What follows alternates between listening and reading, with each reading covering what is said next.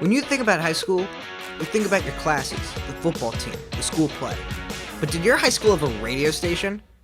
Mine does. My name is Jason Feldman, and I'm a second-generation DJ at Syosset High School's WKWZ. And this is the story of how a small station had a big impact in connecting students, sparking careers, and making history. How many schools have a radio station that's student-run? It's very few. Well, it was down in the basement, so it immediately had like a clubhouse effect. The radio station had a vibe. It was a very, very special place. It was a little bit dumpy, but in a vibey way. Think about the mindset that allows faculty members and administrators at one of the basically top-ranked high schools in the country to say, yeah, let's put a radio station in the basement. WKWZ was more than a radio station. It was an experiment, a launch pad, and a second home for many. And none of it would have happened if it wasn't for Fred Zotter, the trailblazing visionary who grounded it all in excellence. Yeah, Fred Zotter was endlessly patient and wonderful, spent a tremendous amount of time going over our tapes to try to make us better.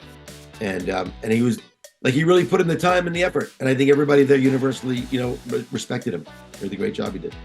Roy Dipple, the technical mastermind who turned dreams into reality. There'd be no WKWZ without Roy Dipple. Roy Dipple is truly one of the most intelligent men I've ever met in my life.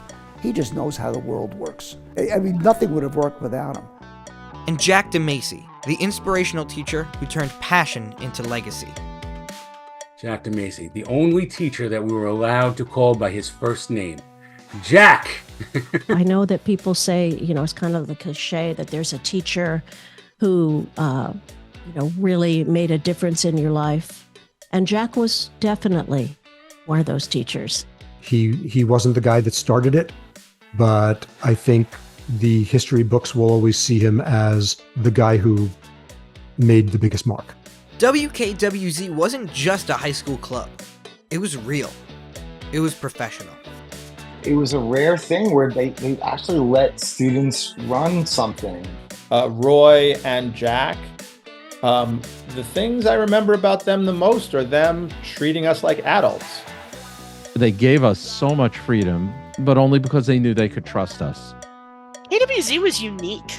Other people didn't get the opportunities that we did.